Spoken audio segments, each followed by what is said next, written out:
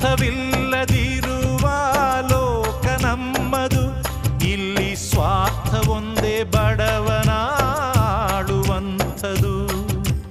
ಎಲ್ಲ ಇಲ್ಲಿ ಒಳ್ಳೆಯದು, ಎಲ್ಲ ಕೆಟ್ಟದು, ಬಂದ ಹಾಗೆ ಪಡೆಯೋದೇ ಆ ದೇವರು ಕೊಟ್ಟಿದ್ದು ನಂಬಿಕೆಯೇ. ಇಂಥ ಊರು ಬಿಟ್ಟವರ ಕಾಯೋ ಊರುಗೋಲು, ಆದರೆ ಮೂರು ಬಿಟ್ಟವರ ಮುಂದೆ ಬೂಡ ಮೇಲು.